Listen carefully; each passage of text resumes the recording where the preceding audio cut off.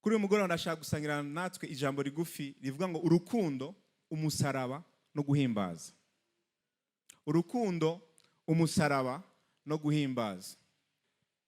Ariko imbere y'ivyo ndashaka tubanze dusome ivyanditswe nka bitatu hanyuma duce tubandanya. Turahera ku canditswe kiri muri Matayo 22 kuva ku murongo wa 37, sinzi ko baturonkeye hariya. Baramwishura ati, mukundishe Uhoraho Imana yanyu imitima yanyu yose n'ubugingo bwanyu bwose n'ubwenge bwanyu bwose. Andanya 38, iryo niryo rihimbaye rya mbere. Yariko aramubwira amabwirizwa. Ngo hari irindi rya kabiri rimeze nkaryo, niri mukunde bagenzi banyu nkuko mwikunda. Kuri ayo mabwirizwa yompi ivyagezwe byose n'amajambo y'abavugishwa n'Imana niyo vyenenako. Kwenena muracumva? Hari abana benenye gwiti c'umwembe? Muravyibuka. Turasimbira muri Mariko 8:34, Mariko 8:34 na 35.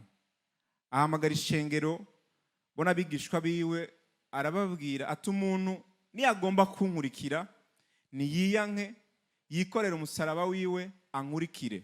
35, kuko ugomba gukiza ubugingo bwiwe azobubura, ariko uzoheba ubugingo bwiwe kubwanje no kubw'ubutumwa bwiza azobukiza. Haleluya. Turi kumwe? Abanyifilipi 3, Philippiens 3:7-8. Ariko ivyahora bimbera inyungu ndavyiyumvira ko ari ubuhombe ku bwa Kristo.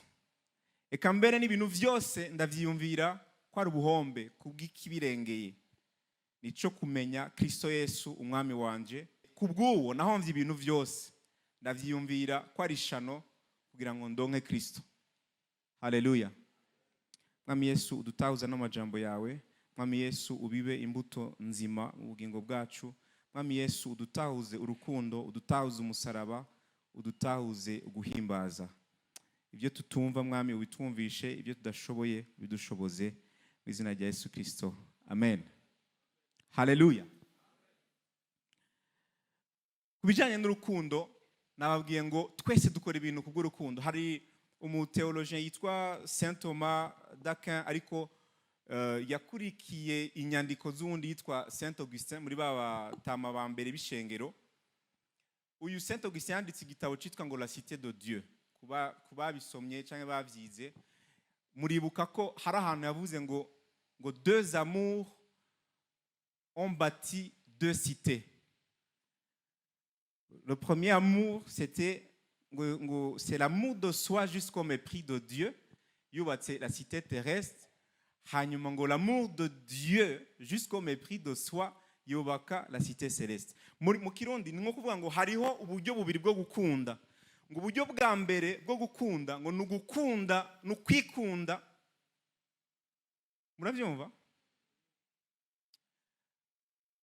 Nukwikunda no gukunda ibiri mu isi bitwara kubaka isi cyangwa igisagara cyo mu isi. Ngo hanyuma ngo hari urundi rukundo, ubwo nago n'urukundo rw'Imana gushikaho wiyanka. Ubwo nago ngo rutwara ahantu mu mico yise igisagara c'Imana, la cité de Dieu. Haleluya. Muri ivyo bisagara bibiri ugerageze kuvyumvira nkaho atari Gitega na Bujumbura, ariko ivyo bisagara bibiri canke iyo misozi ibiri niyo je nawe uyu munsi duhagazeko. Muri no shengero uku turi hano niyo misozi duhagazeko. Swat warakunze isi ukunda n'ivyayo vyose bigutera kwanka Imana no kwanka ivy'Imana, wikundira inyungu zawe, cyangwa warakunze Imana gushikaho wiyanka wewe bigutera kuba muri ico gisagara c'Imana. Haleluya. Ariko ivyo ni ivyiyumviro bihanitse by'abafilozofe n'abanditsi bitabo. Reka twirabire ico Bibiliya ivuga. Nagerageje kuraba muri Bibiliya, ngerageza kwiyumvira ibintu umuntu yavuze, mbega nabahe bantu babiri bo berekana neza cyangwa bo bari ari bo karorero example y'ivyo bintu bibiri. Nsanga vy'ukuri urukundo rwo kwitanga cyangwa rwo gukunda Imana data, gukunda gukorera Imana cyangwa kwiyanka ijana ku ijana, nta handi nobirabira atari muri Kristo. Usanga ubuzima bwa Kristo buragaragaza neza urwo rukundo. Ngiye hirya naho ndaraba uwamugurishije ari we Yuda, ndaraba nsanga vy'ukuri yaragaragaje ugukunda, ukwikunda no gukunda ivyo hano mu isi, kandi bimutwara ahantu hatari heza. Nashaka ngo twigire rero kuri izo examples zibiri mu mwanya mutonye dufise, hanyuma bitwigishe ingene twohimbaza Imana. Kuko iyo misozi yose uko ari ibiri haberaho guhimbaza. Ariko ico umuntu ahimbaza cyangwa uwicaye ku ntebe y'inganji aratandukanye. Haleluya. Ku ntebe aho washize imbere Imana vy'ukuri, uca usoma ukaraba mu vyahishuriwe 5, ukaraba igeshusho aho berekana intebe y'inganji, berekana aza kubona yuko urukundo rw'Imana no kuyubaha bidutwara kuri throne room cyangwa ahantu aho Imana vy'ukuri ihimbazwa. Ariko ruriya rukundo rundi rugutwara ahandi hantu. Turacari kumwe.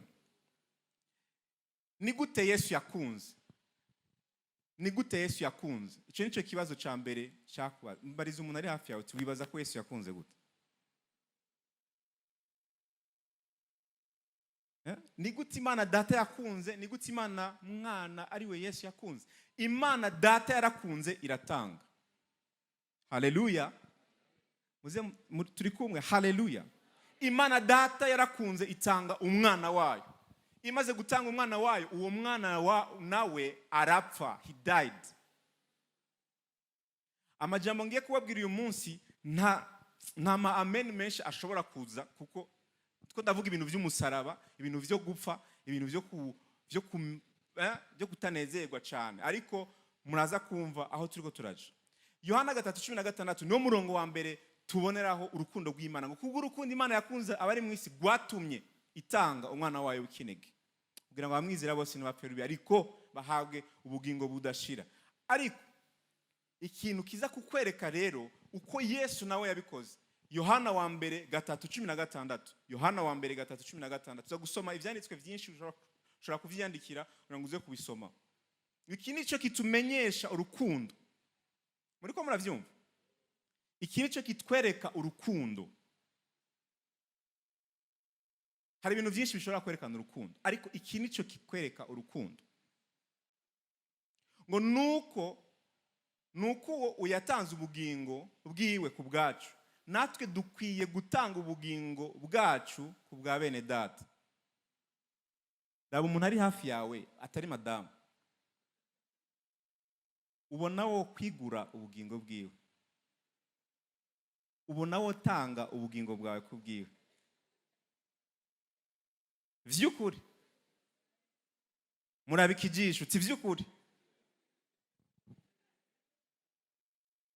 Hari ibintu bigaragaza urukundo, kandi ivyo bintu iyo tubishitsemo niho dutahura neza Imana dusengeye hariyo. Hari igihe twiyumvira ko guhimbaza, gutazira ari ibiduhejeje gukora vyonyene, ariko guhimbaza no gutazira birengeye ibi mubona ngaho imbere. Abanyefeso 5:2 ngo kandi mugendere mu rukundo nkuko Kristo nawe yabakunze, akatwigura, akatubera ishikanwa n'ikimazi bihabwa Imana, umubabwe umota neza. Turugenda tubona yuko Kristo yagiye yishura mu rukundo, mu kwitanga, mu gupfa, mu kwitanga, mu gupfa, mu kwitanga, mu gupfa. Ibi byose bigenda bishikana ahantu hitwa kumusaraba. Ari navyo twabonye muri minsi ya Pasika. Ikintu cyamushikanye ku musaraba n'urukundo. Ariko kuri uriya musaraba yarahari kubera iki? Yarahari kubera Imana data, ngo kubw'urukundo Imana yakunze wewe ikora iki? Irungika umwana wayo. Umwana wayo nawe kubwo kubaha data, kubwo kumukunda, kubwo kumugamburukira, kubwo iravuga ngo yes, Imana Yesu aravuga ngo yes. Yesu aremera arariha ico kiguzi. Araza, arapfa, arahambwa. Uko niko kugaragaza uguhimbaza Imana mwana ariyo Yesu Kristo yagiriye data. Ntivyari byoroshe bene data kuri ujya musaraba. Ntivyari byoroshe kuri ujya musaraba, kuri ujya nzira y'umusaraba. Benshi muramaze kuraba iriya filme ya Passion.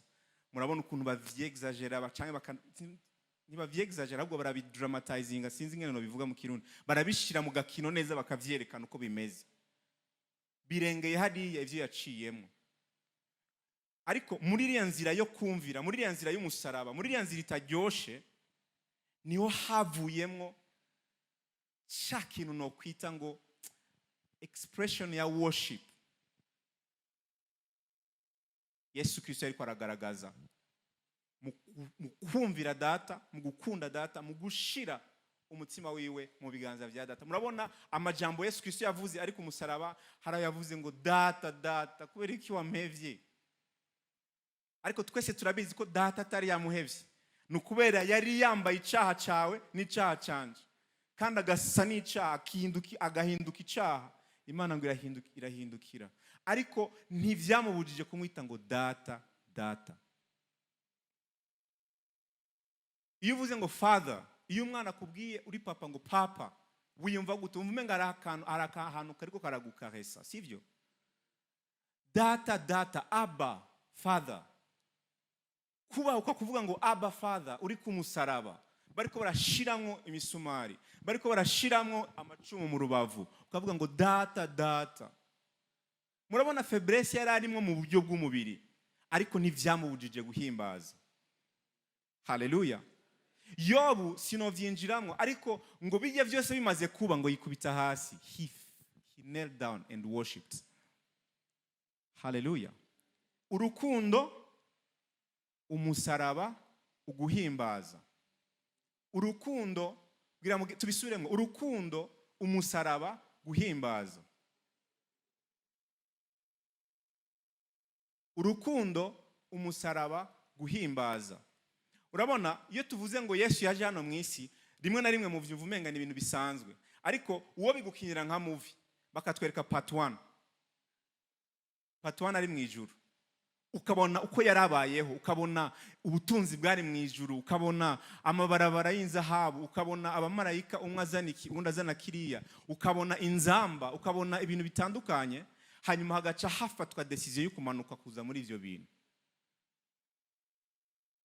Urukundo, umusaraba, guhimbaza. Kubw'ikiguzi kingana na wewe, kubw'ikintu gisa na wewe, kubw'urukundo Yesu akunda papa, kubw'urukundo Yesu akunda wewe, yemeye kuja ku musaraba. That's how. Niko yerekanye icyo yita urukundo kuri we. Niyo expression y'icyo ashaka gushikako. Urukundo sino babwira definition zago. Usomye abikorino harabidefinisa, harabereka uko bimeze, harabereka ko rutarondera inyungu zago, rutarondera byinshi, rutihayagiza, rushira imbere abandi. Urukundo misi yose rugutwara mu guhimbaza. Urukundo misi yose iyo ukunze umuntu, iyo ukunze nibanga yari abakunzi ba football hano ndabe. Ni mumbeshe ni muri bake gutyo. Nuko mutinyi ibyo ngira mvuge. Urukundo ugiye muri salon de coiffure uzamva umuntu arakubwiye ngo twebwe unayo asiye tuko na franga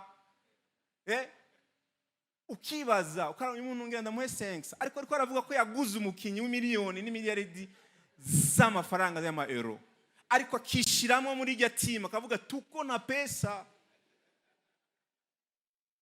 Sinzi ko murahura n'abakofere babiri misi sinzi impamvu uwa hano n'uwa hariya ntibaba bumvikana kuri equipe.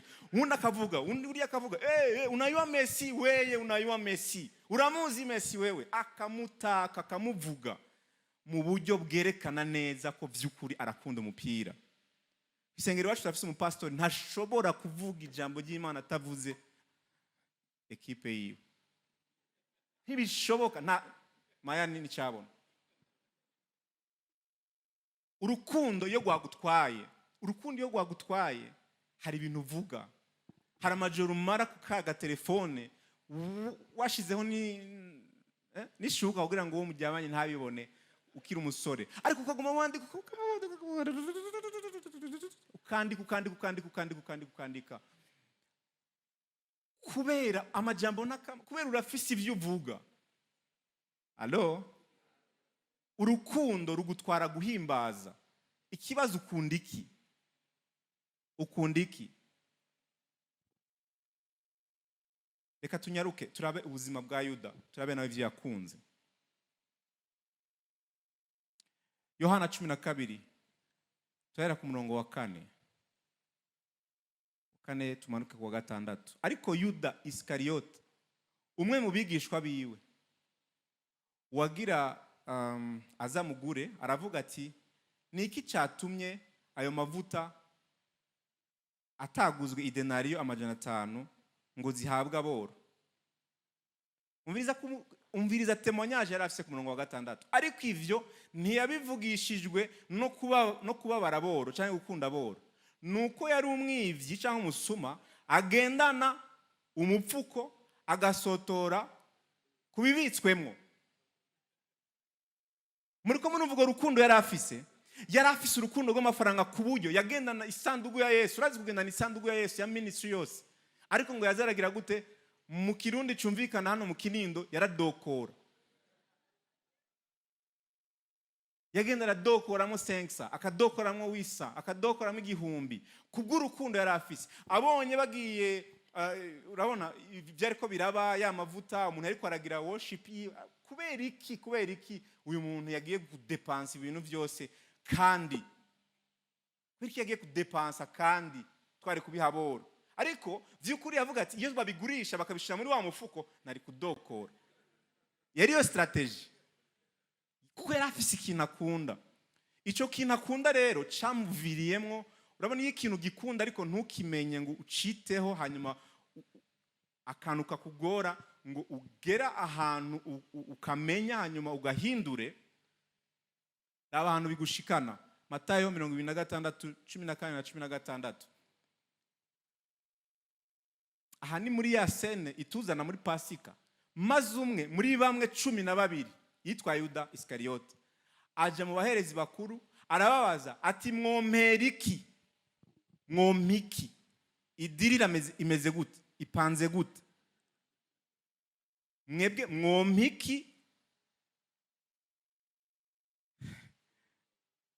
mwomperiki nkazomubaronkera? Bamugerera intete z'ifeza 30.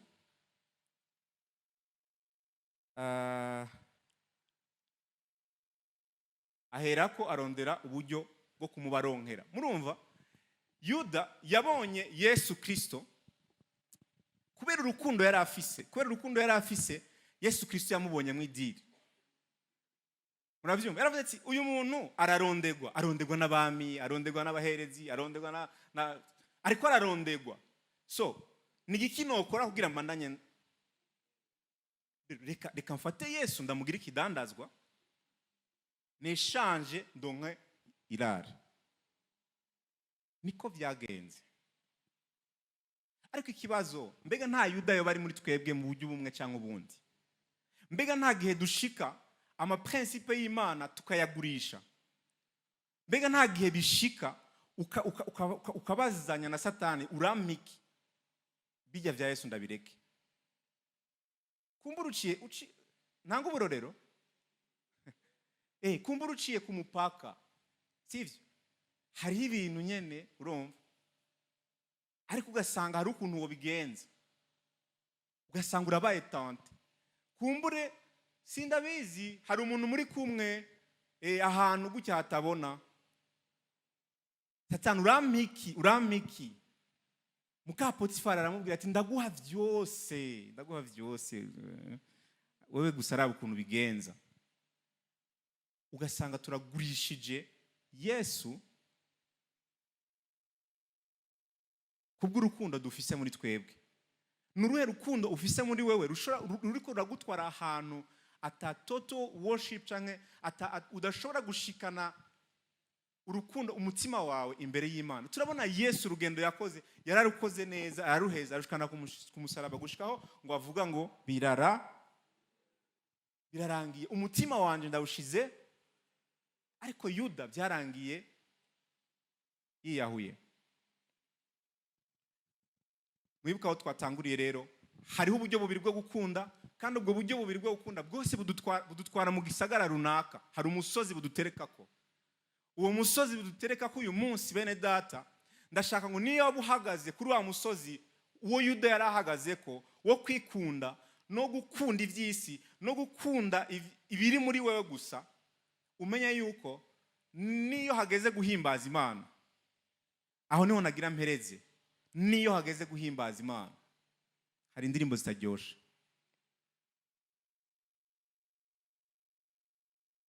Alo? Izi ndirimbo Pastor Dioda nakunda, sinzi ko murabibona misije Pastor Dioda na Jihana. Hari uturirimbo acatera hano, naho ramfise ingabire yo kwigana, ariko sindabikora uyu munsi. Kubera ndashaka kugenda amahoro. Ariko hari uturirimbo, sinzi impamvu, hari uturirimbo. Oya ndiko ndageragezwa ariko reka ndabireke. Oya sinatwibagiye.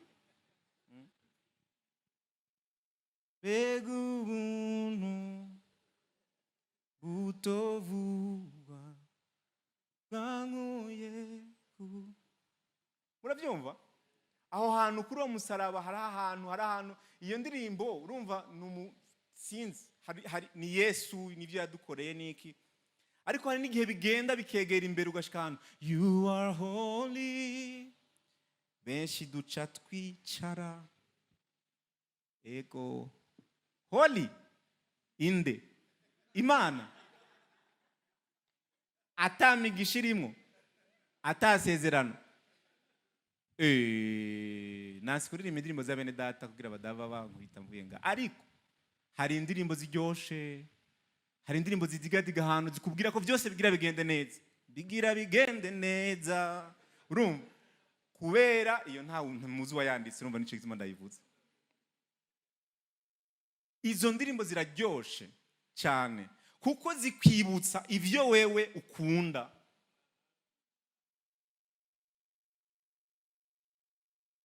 Zikwibutsa ivyo witwararitse, zikwibutsa kaga credit.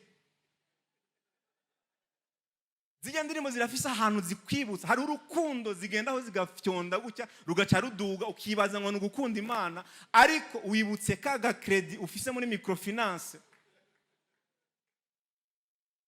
Undi agacaza agatera iyindi agacatera, ukumva baravuza ibitangaza, ukavuga ati ibitangaza, haleluya twagiye, waymaker, miracle worker.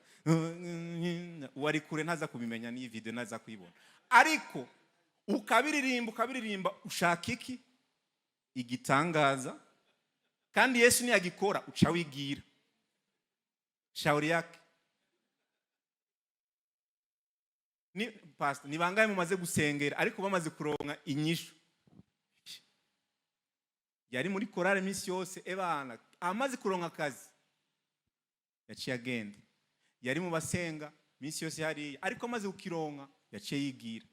Kubera iki? Ico yararondera yarakironse, kandi ico yararondera cyari kijanye n'ivyo we akunda, nticyari kijanye n'Imana. Hariho urukundo rwari muri we, rwari ko ruramukwega rumubwira, none urumva n'ivyaca kuri Yesu fine, n'ivyaca ku mudokiteri fine, n'ivyaca ku muntu w'umutunzi fine, uwo ari we wese nta kibazo, naho vyoca ku mupfumu. Kubera hariho urukundo ruri muri we, hari n'ikintu ashaka. Iyo turirimba indirimbo rero zose, iyo turirimba indirimbo, hariho indirimbo ziri bizarre nyene uca wumva umenga uri wenyene.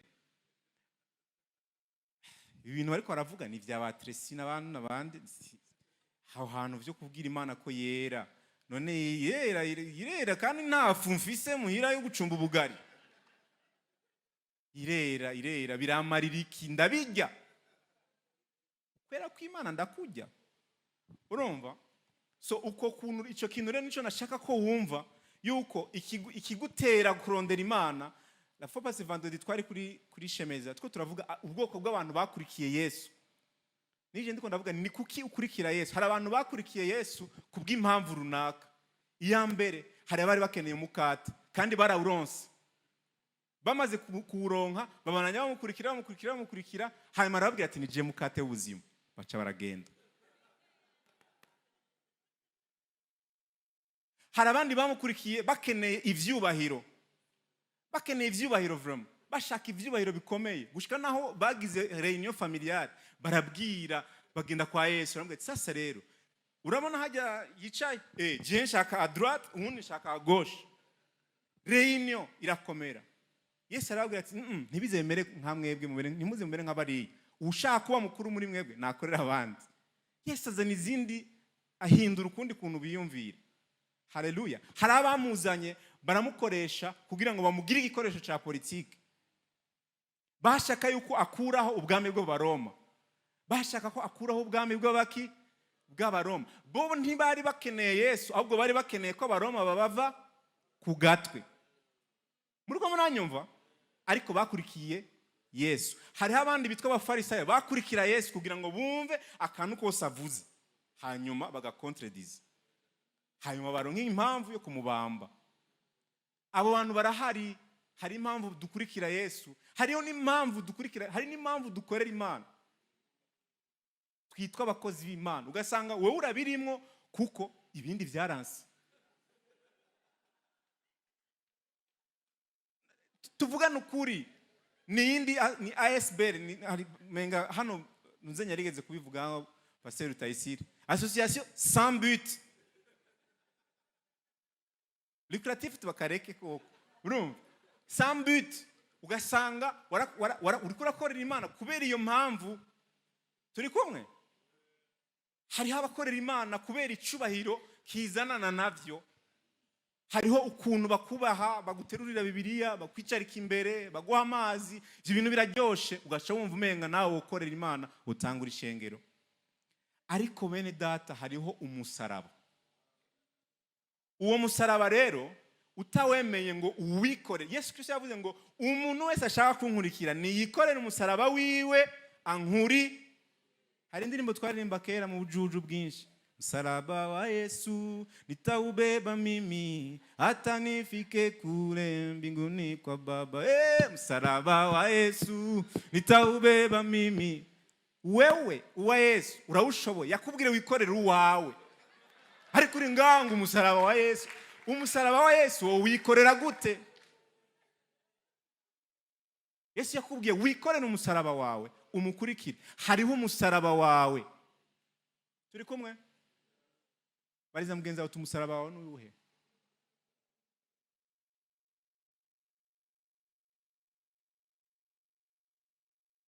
Bene data iri sengero ndarizi ritangura. Umusaraba wajyo ndawuzi. Allo? Umusaraba wajyo twe na Miriam turawuzi.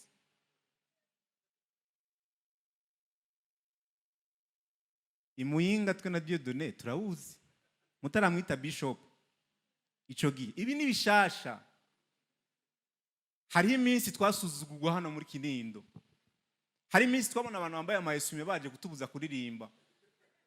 Iyo minsi mwe nayo muzi. Hari iminsi worship umunsi naje hano numva worship night ndavuga n'abantu n'abasirimu kweli. Worship night ya mbere twayikoze uga piano Katarina Pesere. Pesere ni insirimu.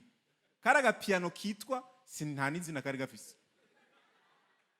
Muriko niho harimo ingoma, niho harimo basse, niho harimo piano, niho harimo pad, niho harimo na solo. Naravuze na solo kuri iyo piano. Baduse n'udu speaker tubiri utubafle tubiri. Ariko twari twiza sinzi pastor yamayi yaranja murabiza karondera utuntu twiza. Twadu bafle tubiri tutuyama. Ariko nitwo twakora worship night. Uwo musaraba ndabi. Ico gihe izuba ryaravuga tukaryumva. Izuba ryaravuga tukaryumva. Bene data, ugukorera Imana rero si zino ntebe. Ntuci utangura kwicara hano ngo nanye ndashaka mu kuje. Yesu niwe yamaze none igikombe wewe nzonywera ko uragishaka urashoboye ukinywera ko. igikorwa cyose, ugukunda Imana kose kujana n'umusaraba.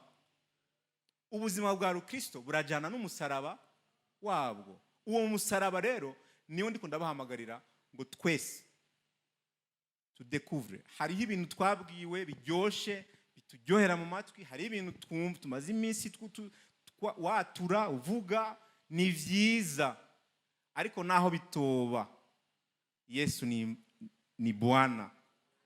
Haleluya. Ntitwakurikiye Yesu kubw'utuvunguka tw'imikate.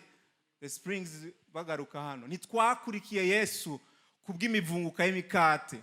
Twakurikiye Yesu kubw'umukate avec U majuscule.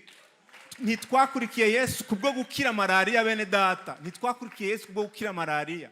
Twakurikiye Yesu kubwo gukira ibi malaria vyose.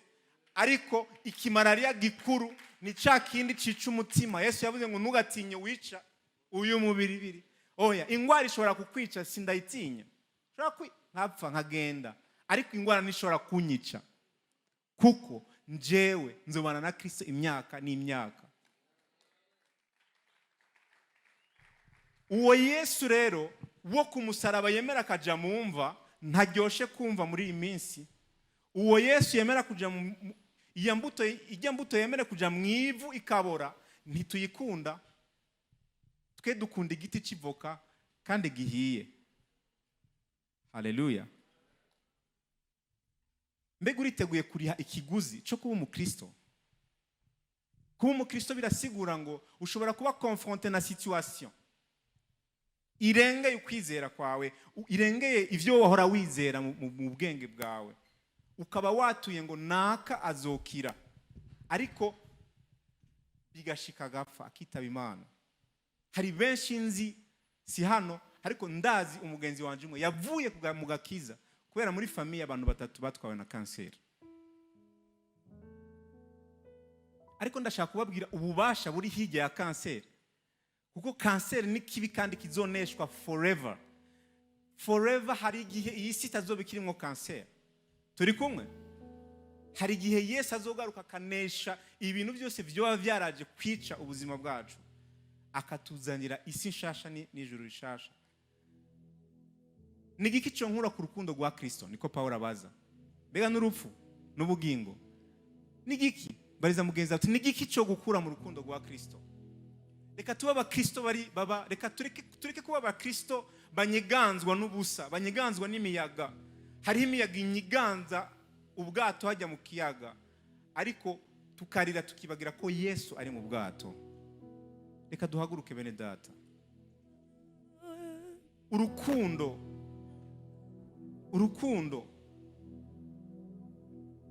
ndashaka kubaza, mbega hari umuntu yoba ari ngaha naho ba wicaye hari inyuma umvuga ati ndashaka gukunda Yesu kubw'imvo nyayo. Shobora kuba maze iminsi nza hano muri no rusengero, ariko mfise iyindi mpamvu, kumbere kubera umuziki, kumbere kubera ikindi kintu, ariko urukundo rwa mbere Yesu ashaka ni ugukunda Yesu Kristo, ugakunda ijuru, ugakunda guhinduka, ugahinduka ukava mu vyaha, ugacika umwana w'Imana. Haleluya. Haleluya. Nagusabe nimba ari wewe duze ukuboko hejuru cyane aho wicaye, aho wowe uri muri no building, aho uri hose, duze ukuboko kwawe uvuga uti Yesu ndamushaka. Hari umuntu yadugije ukuboko?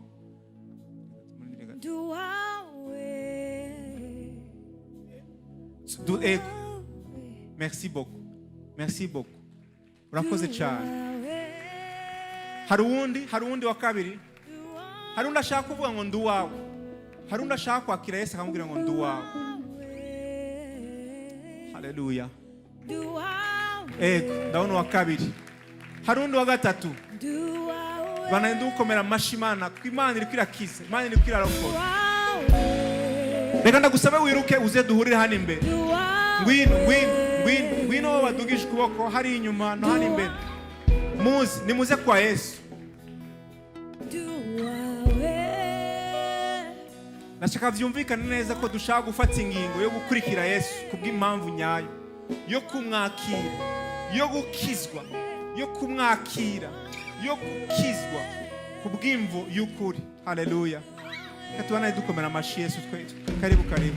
Shitsi ubugombe bwawe mu bugingo bwanjye, mwami nditanze wese duwawe.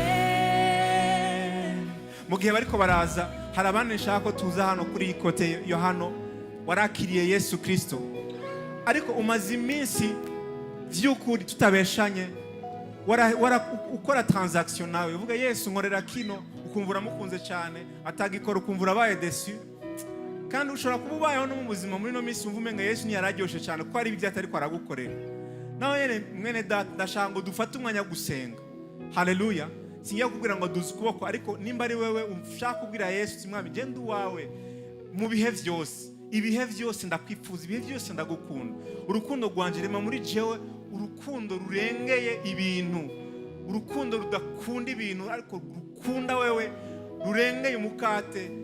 Ndagusabe ngo uze hano dufate umwanya wo guworshipinga, dufate umwanya wo gutazira Yesu mu ndirimbo bariko baradufasha The Spring.